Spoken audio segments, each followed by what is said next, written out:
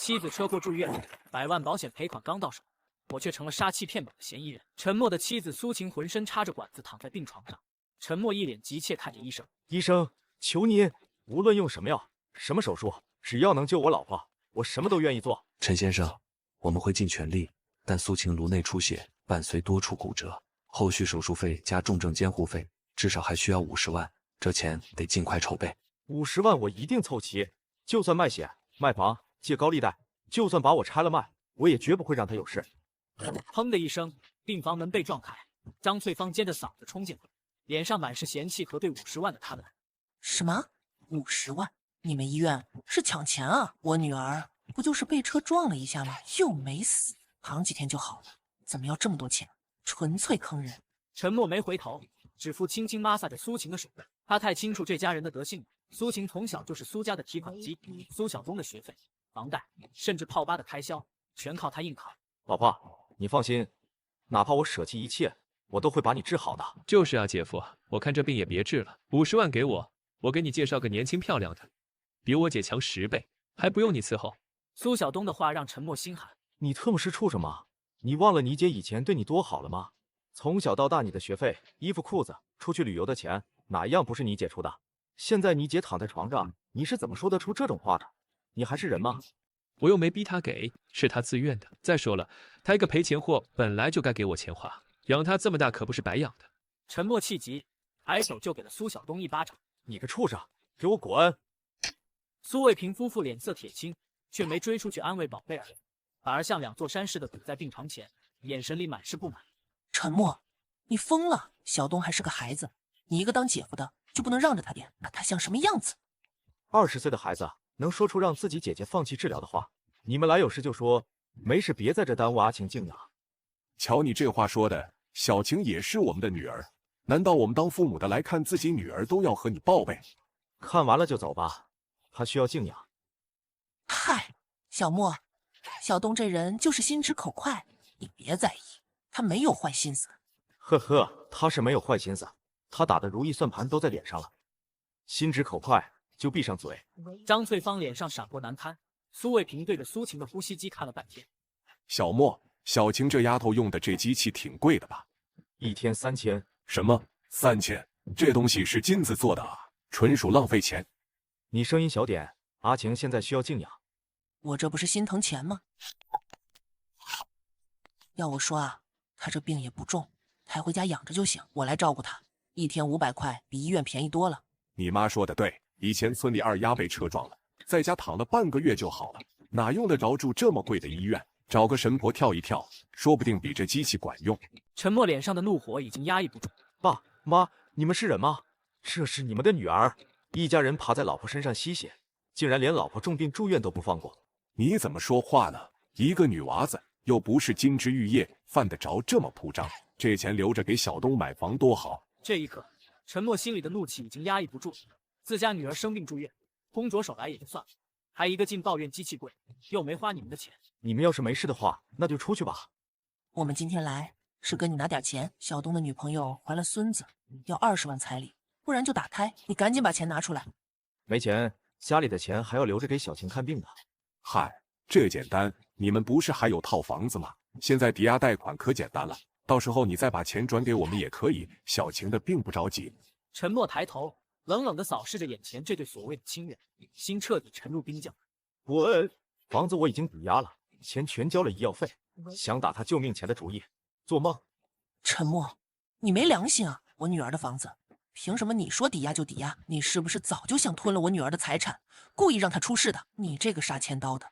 你这个白眼狼！我们苏家白养了小晴这么多年，现在她出事了，你连这点钱都不肯拿出来，你是想让我们苏家断后啊？你们给我滚出去！她是你们的女儿，不是你们的摇钱树。想拿她的救命钱给苏晓东娶媳妇，你们不配当父母。小莫，我们可是为你好才让你给小东出彩礼的，让你沾沾福气。够了，你们给我滚！我看你们是疯了，才会找女婿拿女儿的救命钱当彩礼。再不走，我叫保安了。苏卫平3人走后，陈默摸着苏晴的额头：“老婆，对不起，让你受委屈了。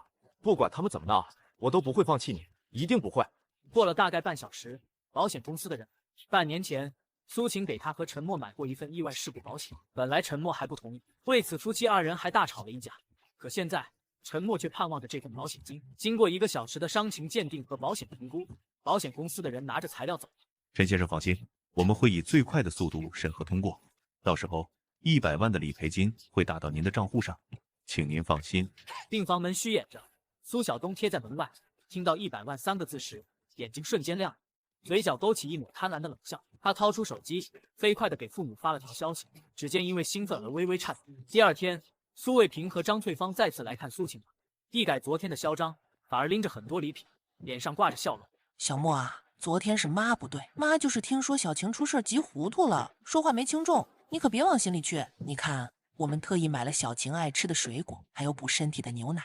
想道歉就简单点，护士刚送来缴费单，今天的重症监护费是8200，你们去交了吧。哎呀，这缴费的事哪能劳烦我们？你年轻人手脚快，我们年纪大了，怕在缴费处弄错。此时，陈默的电话响起，是保险公司打来的。陈先生您好，保险理赔金已经打至您的卡内，请注意查收。感谢您对我们保险公司的信任。谢谢。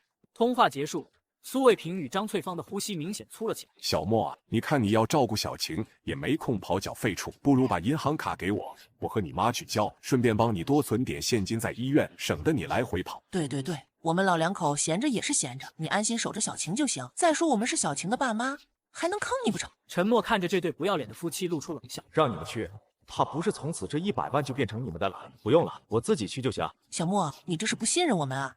你说对了，我就是不信任你们。说完，陈默就转身离开病房。陈默刚走，张翠芳脸上的假笑立刻消失，取而代之的是满眼的愤恨。她走到病床边，盯着苏晴毫无血色的咬牙切齿的骂着：“真是个丧门星！本来这100万应该全部是小东的，现在怕是只能够得到一半了。”说着，张翠芳还对着苏晴狠狠推了几下。我看未必，我昨天问了医生，小晴这病怕是没有100万好不了。什么？那岂不是小东1分钱也没有？不行！张翠芳说着，猛地伸手就去扯苏晴鼻子上的氧气管。就在管子即将被拔掉的瞬间，护士推门而入，见状立刻大喊着按下报警器。住手！快来人！有人想谋杀病人！苏卫平和张翠芳慌乱解释：“小护士，别喊，我们是病人家属，也没想拔管子，我们就看看。”小护士一脸正义：“按管子需要上手拔，陈先生早跟我们说了，你们一直打他老婆救命钱的主意，现在竟然敢在医院害人，他还在危险期啊！你们配当父母吗？”很快，保安进来把这对夫妻送到了警察局里。妻子车祸住院，陈默拿着100万保险赔款，准备去给妻子交医药费的时候，却被帽子叔叔拦住。陈默，我们是市公安局刑侦支队的，现在依法对你进行传唤，你涉嫌故意改装车辆，制造保险事故，骗取保险金，也就是杀妻骗保。杀妻骗保？苏晴是我深爱的妻子，我怎么可能杀害她呢？你们一定是弄错了，求求你们，让我去给我妻子交钱吧，她还在等着我。陈先生，请你冷静，我们不会冤枉一个好人，但也不会放过一个坏人。您的一切证词，请到警局再说。现在，请你配合我们的工作，这是传唤证。审讯室内，陈默浑身颤抖，帽子叔叔严肃看着他。陈默苏晴出事时开的车，刹车油管是人为剪断的。你作为车主，昨天下午刚从修车行取车，还有我们查到半年前你和苏晴共同购买了一份保额200万的意外险。受益人是彼此，而你在1个月前刚付了一套房子的首付，是借的高利贷，现在逾期快断供了。你银行卡里的余额在保险金到账前只有18000块。这些我都能解释。刹车可能是修车行的原因，因为我就是刹车出问题才去修车的。房贷是我想给他一个安稳的家，保险是苏晴非要买的，他说怕我们出事。取车是没问题，偏偏你妻子开就出事。陈先生，这巧合太可疑了。那个修车博主一定是他。苏晴还在 ICU 等钱，我不能被关在这。我不知道，但我希望你们也去调查一下那个修车博主。我一定肯定不会杀害我的妻子的。已经有同事去调查了，那就先请你暂时在警局待着吧。案件有结果了，我们会通知你的。好，但我需要一个律师，我需要一个律师帮我解冻这笔保险赔偿。我的妻子还等着我。陈默隔着玻璃恳求看着王律师。王律师，你一定要帮我，真的没杀我老婆，她还在医院等我，我不能被冤枉。陈先生放心，我已看过警方材料和保险合同，核心2点：第一，保险诈骗罪要故意，你不知情，无骗保意图，就能推翻指控。第二，保险法第52条第3方擅自改装，不属于被保险人故意，保险公司不能拒赔，更不能定你骗保。也就是说，只要证明是修车的改的，我就没事，保险金也能解冻就苏晴。理论成立，但要证据，找修车博主擅自改装的证据。2，证明你没和他串通。陈默听着王律师的讲解，脑海中飞快搜索关于修车博主的事情，好像那个修车博主的确喜欢在网上发布自己的修车视频片段。王律师，我的手机被暂时扣押了，麻烦你帮我向警察申请一下。王律师替陈默向帽子叔叔申请了手机的暂时使用权限。陈默疯狂查找着修车博主在网上发布的修车视频，通过评论区和一些视频发现了端倪。这个博主每一个月都会拆解一台车来进行详细讲解，但网上的只有一些片段。突然，眼尖的陈默看到了一个名叫《报废车辆拆解第17》的视频。视频中车辆被拆的只有一个骨架，但陈默还是第一眼就认出了这辆车是自己的，因为在方向盘下端，妻子苏晴嫌个手，给缠了一圈海绵小猪胶带。就是这个拆车视频拆的就是我的车辆。好，现在立刻保存原始视频，截取关键帧，固定发布时间戳，根据刑事诉讼法电子数据作为证据，需要保证完整性和真实性。我现在申请公证处对视频进行保全公证，避免视频被删除或篡改。随着王律师向警方提交视频证据，陈默的心也暂时安定了下来，可还是疑惑：难道真的妻子的车祸就是一场意外？可明明我自己开都没有事情，可为什么修车博主会想要杀害妻子呢？而此时，修车博主也被警方带到了警局里。修车博主阿力被逮到警局里来，还有些不高兴。我说阿三，你们不能因为我帅气不羁的外表，认定我是什么疯狂的车辆改装者吧？我平日里可是非常遵纪守法的，还经常扶老奶奶过马路的。我们找你只是想对你进行简单的询问，你不必焦虑。阿力脸色一正，嗨，我这不是大姑娘上花轿，头一回进局子，有些兴奋吗？而陈默这时候刚好被保释出来，二人面对面，陈默立马神情愤怒，上去揪着阿力的衣领：“你个畜生，为什么要害我老婆？”帽子叔叔和王律师连忙拉开两人：“不是哥们，你有毛病吧？我就只是帮你修个车，怎么又说我害你老婆呢？你老婆是谁我都不知道，我怎么可能害她呢？就是因为你把我的车拆了，结果我老婆开车出去的时候发生车祸，人已经没了，你还说我老婆的死跟你没关。”阿力脸上飞快闪过不自然的错误，被陈默看在眼中。这锅我不背，车给你是好好的，你开着也没事，总不能米饭撑死人，怪种田的吧？陈默再次红着双眼朝着阿力扑上去，帽子叔叔连忙制止陈默。陈默住手！陈默恶狠狠瞪了阿力一眼后，和王律师一起离开了警局。出警局后，陈默脸色冰冷。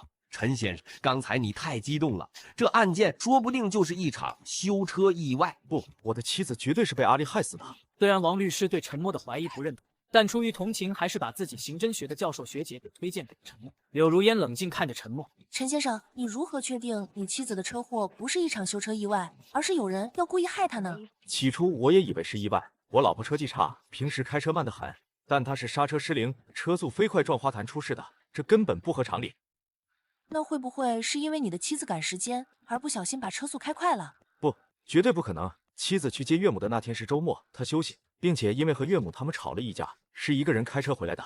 那可能是因为和家人吵架，心情不好。不，妻子家里从小重男轻女，从小被虐待，很不喜欢他的家人，所以妻子一般和岳母他们吵架后，心情都会很高兴。她说自己就好像是奴隶，学会了反抗压迫一样。原本我是一直很疑惑的，可直到刚才那个阿力的反应，让我一切都清晰起来。王律师，你还记得当时我揪着阿力领子说他修车害死了我的妻子的时候，他的反应吗？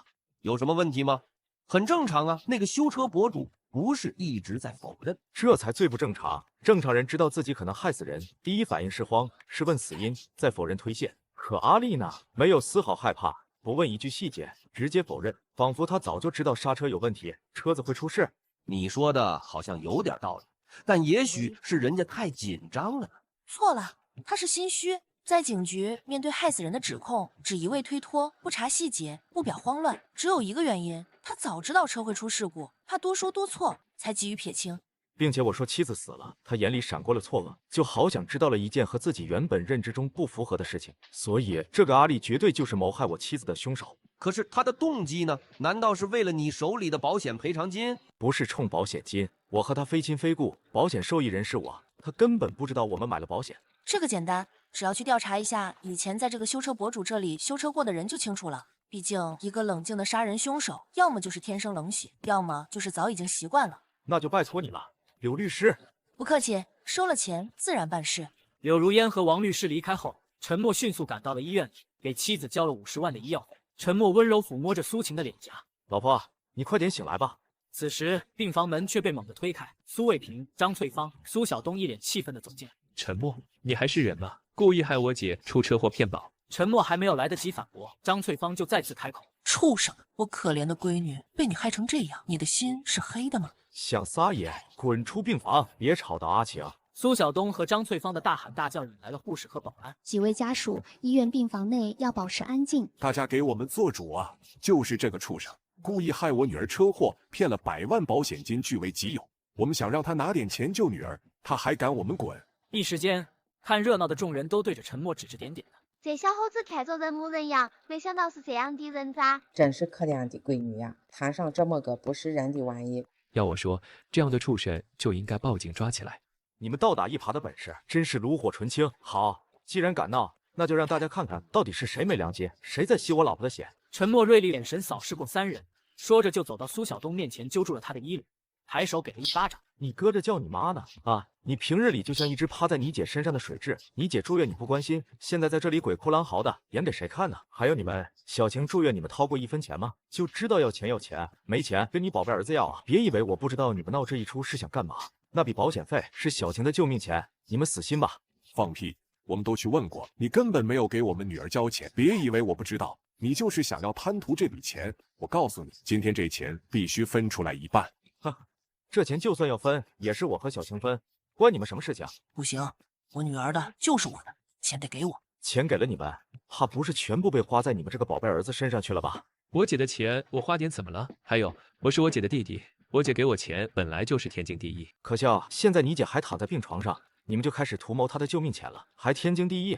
怎么，你是官啊？你他妈都20岁了，还缠着你姐要钱，要不要脸？至于你们，我不知道是谁告诉你们我没有给小晴交医药费的，但我交钱的收据在这里，以后别来烦小晴了。这时，护士也带着保安赶来了。怎么还是你们？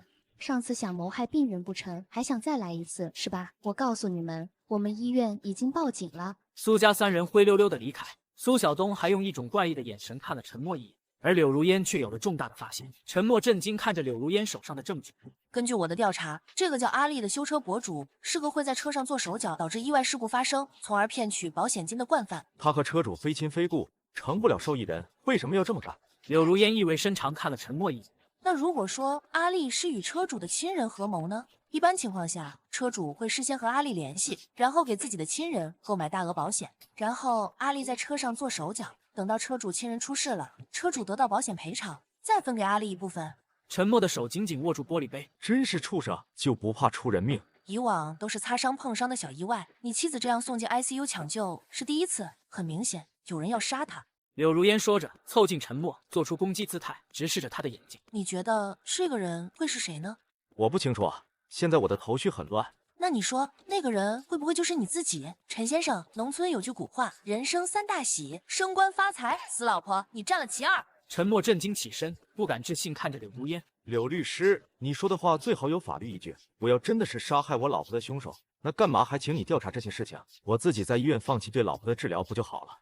陈先生别激动，身为一名刑侦顾问，我需要对一切可能性进行分析。任谁成了杀害自己老婆的凶手都会震惊的吧？陈默看着照片上那些车主靠谋害自己亲人而获得利益的丑恶嘴脸，心里思索。突然，他想到了苏晓东，记得当初老婆给他推荐阿丽修车的时候，说了一句话。2个月前，陈默在烦躁问着修车店价格，妻子苏晴温柔笑着走过来，给他捶了捶肩膀。老公，别烦了，上个月我弟给我推荐个修车博主，技术好，要价低，还善良，去试试呗。难道是苏晓东？陈默被自己的想法吓了一跳，没跟柳如烟提及，只是攥紧拳头。这怎么可能呢？虽然苏晓东是个混账，但他也只是一个20的大学生，怎么可能做出杀害自己姐姐的事情呢？也没有理由啊。陈默回到病房内，看着渐渐红润起来的苏晴的面庞，老婆，快醒过来吧。同时心里也在想着自己对苏晓东的猜测。如果猜测是真的，苏晓东的目的是什么？谁得利谁最可疑。可保险金在我手里，他到底想要什么？就在陈默思虑万分的时候，陈默的父母赶到了，手里拎着鸡蛋、牛奶等物品。小默，小晴好些了吧？好些了，妈。昨天看护的护士还说小晴的手指动了一下。那就好，我和你妈守着，你去休息会儿，别熬坏了。快去休息吧。我们来照顾小晴。这张卡里有20万，你拿去给小晴交医药费。爸妈，好了，别说了，小晴也是我们的女儿。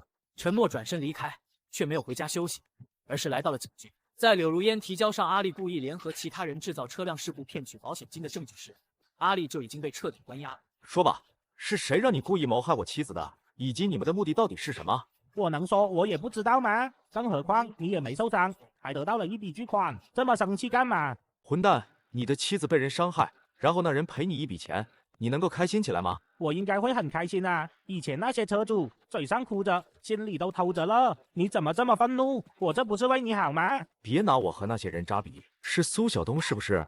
阿丽呆滞了1秒后又恢复正常。苏晓东是谁？我不认识。我会一个个揪出来的。伤害我妻子的人，谁也别想跑。从警局出来后，陈默回到了家里，开始翻找妻子的东西。他心中有预感，妻子的车祸和苏晓东一家绝对有重大关系。突然，门被敲响了。陈默开门，一群西装革履的男人在门口。你们找谁？你是陈默，苏晴的丈夫是吧？对，我是。那就好，我们是 SS 贷款公司的。半年前，一个叫苏晓东的人拿着苏晴的身份证担保，从我们这里借走了50万，让我们来找你要。现在贷款已经逾期半个月了。半年前，不正是我和妻子买了房子和保险的时候？苏晓东是怎么知道我会得到保险赔偿的？或者说，他在贷款的时候就已经想到用妻子的车祸来获取保险偿还贷款？瞬间，陈默只感觉浑身毛骨悚然。这一切就合理了。为什么明明不懂车的苏晓东会主动给苏晴推荐修车博主？因为他早就和阿丽串通好了。陈先生，您看这个钱是刷卡还是转账？陈默抬头冷冷看了西装男一眼。让我替妻子还钱可以，但我要问清楚，苏晓东凭什么拿着别人的身份证，本人不到场，甚至身份证主人毫不知情，就能从你们公司带走50万？陈默的目光锐利盯着西装男，西装男微微一笑。陈先生放心，我们是正规公司。苏女士虽未到场，但我们有她同意担保的视频。西装男掏出手机，点开视频，画面里苏晴画着精致妆容，微笑着频频点头，重复说着好。好，陈默瞳孔骤缩，心头一沉，他敢笃定，苏晴绝不可能同意这种担保。如果陈先生不信，可以去鉴定，这个视频无任何合成 AR 元素在里面。陈默看着视频中的妻子画着精致的妆容，脸色温柔，记忆回到半年前。这到底是怎么回事啊？我应该有印象的，妻子很少化妆的，但是妻子是绝对不可能给苏晓东担保的。此刻，陈默脑海中猛地想起了那天。我知道了，妻子那天是在给岳母打电话，聊到了孩子的话题。我知道了，是你们对不对？你们可以联合苏晓东和他的家人一起装作打电话，实际上是在诱导妻子不断说好、同意这样的字眼来进行贷款担保审核，对不对？实际上我妻子只是以为他在和自己母亲聊天。陈先生可真有想象力。你们走吧，贷款我不会还的，或者说在我妻子醒来之前我是不会还的。还有，谁欠你们钱，你们就去找谁。陈先生，请不要为难我们，我们也是打工人，并且这个贷款都逾期半个月了。如果陈先生不还，是会影响征信的。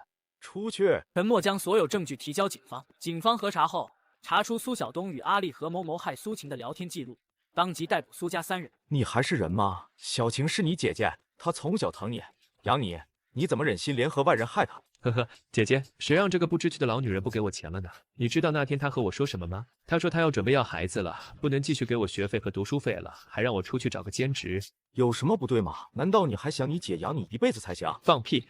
她就是我们家养的一条狗，养我一辈子是她应该做的。可是她呢？她竟然想与我们断绝关系，她做梦！